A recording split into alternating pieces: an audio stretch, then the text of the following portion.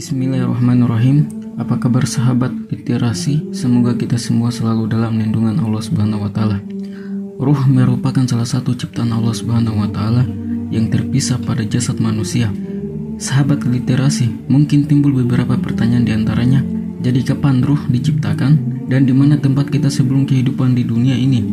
Dan di mana ruh sebelum ditiupkan ke dalam rahim perut ibu? Apakah kita pernah melihat Allah Subhanahu wa taala dan langsung berbicara dengannya? Apakah ruh diciptakan lebih dulu dari jasad atau sebaliknya? Mari kita bahas. Menurut Imam Al-Ghazali, ruh mengandung pengertian sesuatu yang mengalir ke seluruh anggota tubuh manusia seperti perasaan, penglihatan, pendengaran, dan penciuman. Pendapat yang lain juga menyebutkan bahwa ruh diciptakan sebelum jasad. Akan tetapi pendapat ini belum bisa dijadikan dalil karena hanya Allah Subhanahu wa taala yang mengetahui bentuk, ciri-ciri, serta waktu diciptakannya ruh yang ada pada diri manusia. Sebagaimana dalam Al-Quran surah Al-Isra ayat 85. Wa yas'alunaka 'anir ruh qulir ruhu min amri rabbi wa ma utitu minal ilmi illa qalila. Dan mereka bertanya kepadamu tentang ruh. Katakanlah, ruh itu termasuk urusan Tuhanku, dan tidaklah kamu diberi pengetahuan melainkan hanya sedikit. Serta beberapa pendapat ulama ahli tafsir dalam kitabnya menukil surat Al-A'raf ayat 172 yang mana Allah Subhanahu wa taala berfirman dalam Al-Quran, Wa idh akhadha rabbuka min bani adama min zuhurihim dzurriyyatahum wa ashhadahum ala anfusihim alastu bi rabbikum qalu bala syahidna an taqulu yaumal qiyamati inna kunna an hadza ghafilin. Dan ingatlah ketika Tuhanmu mengeluarkan keturunan anak cucu Adam dari sulbi mereka, dan Allah mengambil kesaksian terhadap jiwa mereka seraya berfirman, bukankah aku ini Tuhanmu? Mereka menjawab, betul, engkau Tuhan kami. Kami menjadi saksi. Kami lakukan yang demikian itu agar di hari kiamat kamu tidak mengatakan sesungguhnya kami anak cucu Adam adalah orang-orang yang lalai terhadap persaksian ini. Beberapa ulama menjelaskan dalam ayat tersebut bahwa Allah Subhanahu wa taala mengambil persaksian atas sumpah pada seluruh manusia dari zamannya Nabi Adam alaihissalam hingga hari kiamat. Manusia juga mempunyai tanggung jawab atas sumpahnya dan janji agar mengesahkan Allah Subhanahu wa taala, berserah diri serta tidak menyekutukannya dengan sesuatu apapun ketika masih di alam zar, yaitu tempat yang sangat kecil terletak pada sulbi Nabi Adam alaihissalam. Kemudian Allah Subhanahu wa taala mengeluarkan manusia dari sulbi tersebut. Diriwayatkan dari Ubay bin Ka'ab radhiyallahu anhu yang merupakan sahabat Nabi Muhammad sallallahu alaihi wasallam bahwa Rasulullah sallallahu alaihi wasallam bersabda, Allah Subhanahu wa taala berfirman, Wa idza akhadha rabbuka min bani adama min zuhurihim dzurriyyatahum wa ashhadahum ala anfusihim. Ayat ini menjelaskan pada hari kiamat semua manusia dikumpulkan dalam wujud ruh.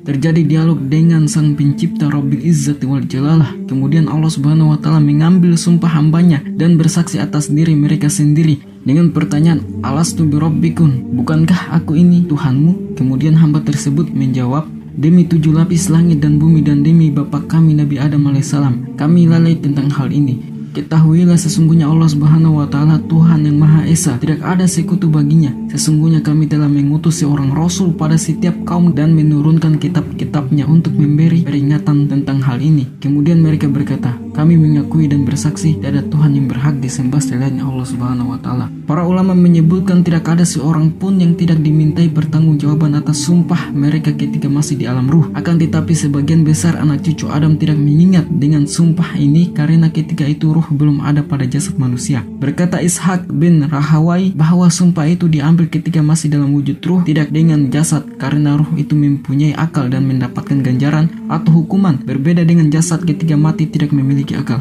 Pendapat yang lain juga menyebutkan bahwa sumpah itu terjadi ketika masih di alam ruh, sebelum ditiupkan ke dalam rahim seorang ibu, dan Allah Subhanahu wa taala menciptakan ruh sebelum adanya jasad, sebagaimana firman Allah Subhanahu wa taala dalam Al-Qur'an surat Al-A'raf ayat 11, wa laqad khalaqnakum tsumma sawwarnakum tsumma qulna lil malaikati isjudu li Adam.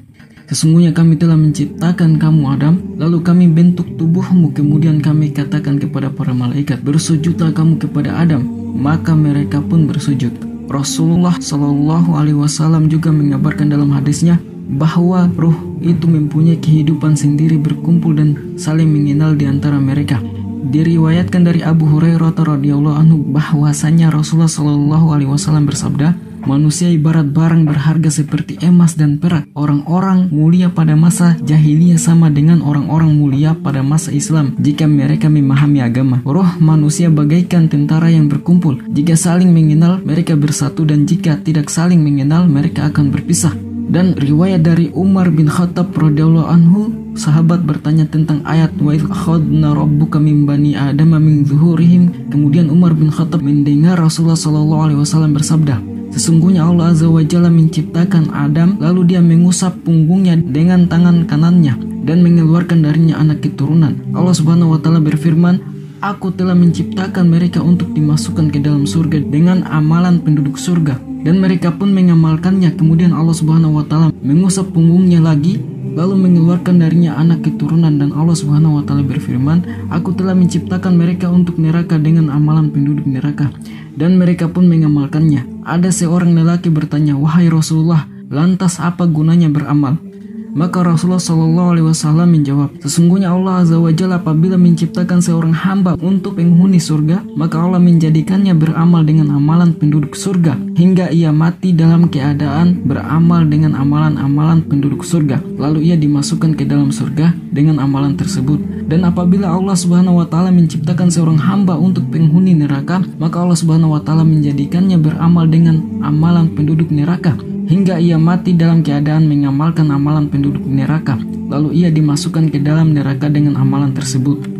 Dan pendapat terakhir cukup kontroversi yang menyelisih kebanyakan para ulama adalah perkataan Imam Ibnul Qayyim al-Jauziyah. Beliau mengatakan bahwa ruh tidak diciptakan terlebih dahulu kemudian mengendalikan jasad, akan tetapi jasad yang lebih dulu diciptakan untuk mengendalikan ruh, seperti pada penciptaan Nabi Adam alaihissalam ketika Allah Subhanahu wa taala mengutus malaikat Jibril alaihissalam untuk mengambil segenggam tanah liat dari bumi. Setelah itu disusun dan dibentuk, kemudian ditiupkannya ruh ke dalamnya dan dagingnya mulai bermunculan. Perbedaan pendapat di kalangan para ulama bahwa kita bisa mengambil kesimpulan pada hakikatnya ruh bermula dari Allah Subhanahu wa taala dan akan kembali ke asalnya. Semua pengetahuan tentang ruh merupakan rahasia Allah Subhanahu wa taala yang kita tidak dapat mengetahuinya melainkan hanya sedikit. Wallahu a'lam bishawab.